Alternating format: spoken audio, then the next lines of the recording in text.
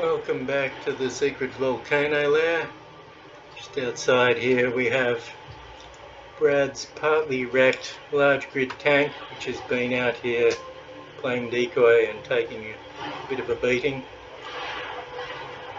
The main entry that I rocket up and down like a silo is just over there, whereas today we'll be sneaking in the back door, which has been carved into the mountain thusly, which Brad has been using, and is potentially a bit of a rover vehicle entrance in the right circumstances. We've got Brad's firing range built along here, some equipment parked, a big gas mining ship. So this is theoretically a rover garage down the end of this back tunnel into the base. Little rover garage, just a speeder on a recharger over there. Hasn't really been utilised much yet, this area.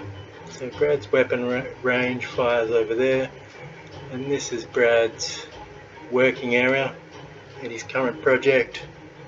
It's this fiendish looking beast, which I don't think has a name yet. It's still a work in progress. The red armour is being used to label at this particular point, is my understanding. Colour scheme hasn't been chosen. It's fairly sleek and heavily armed. Has plenty of jet power in every which direction so far. Starting to take shape.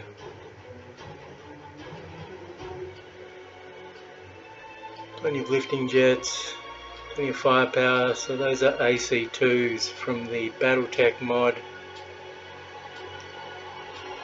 mounted in a vast cluster on the nose there. Gives you lots of firepower in one hit. Not an expert on how this is plumbed, but there will be some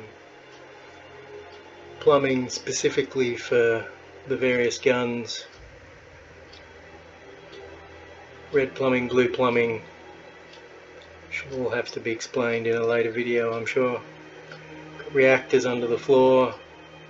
Modified looking cockpit from one of our mods, Battletech cockpit, and an integrity field there from the energy shield mod. Keep your ship fairly tough. So a bit of a cabin in the top, plenty of lifting jets and space for everything down the bottom. Horribly beweaponed round the sides.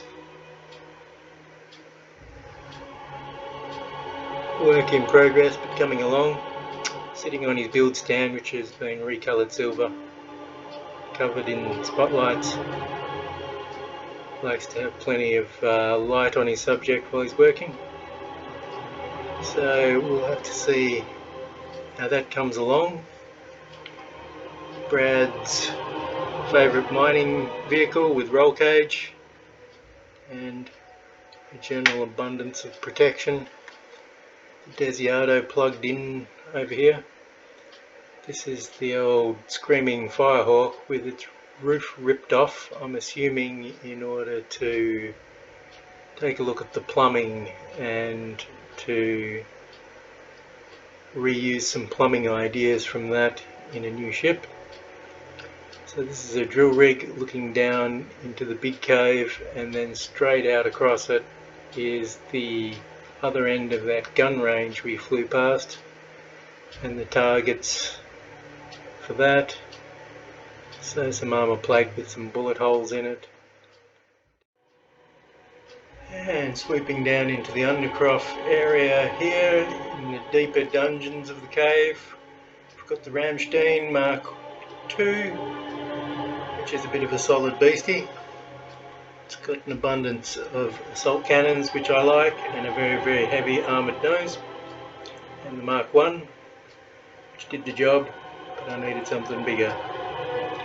Over here I've got a collection of little jetpacky miniature hover chairs, rocket chairs that deploy a parachute, hovering armchairs, and sort of jet chopper bikes of various configurations of fun to muck around with. There's the old Gangster Special land speeder parked over there. Guess I need to take a trip. It's just a chimera of test parts and bits.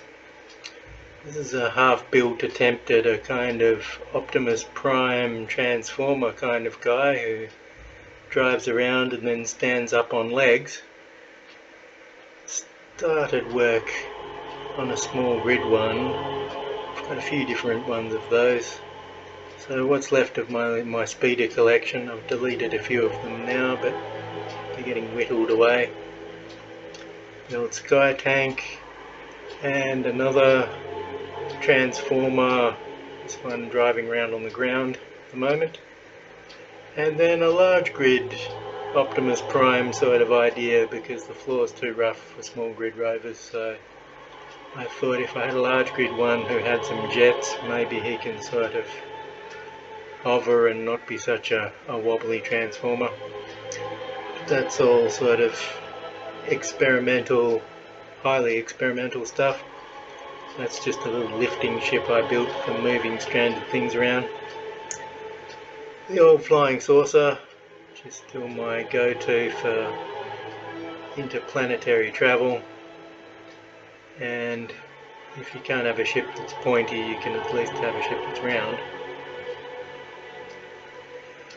So I've got that if I need to pop to another planet the old-fashioned way, not using a Stargate.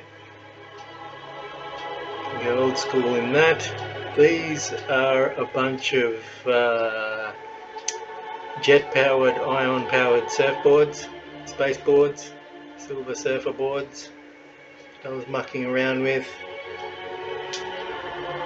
Varying degrees of success. What's left of the Dragon, or what's built of the Dragon really, a half-built Sky Dragon, a little bit more head stump than it had. What I've built of the Kangaroo jump tank so far, which isn't very much. And the last thing of any size that I was tinkering with lately has been this airship and the little helicopter longboats that ride along with it on the stern. And yeah, it's a large grid airship with a small grid sort of cosmetic ship down below here, made ostensibly of wood. And the front cabin, which I never really showed off, just has the sort of plumbing done in brass with some survival kits and essential bits tucked away in the front there.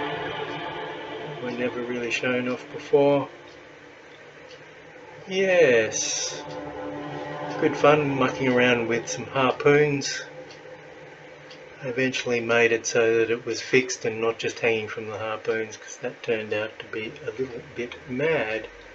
So that is the secret volcano lair as it stands today at the moment.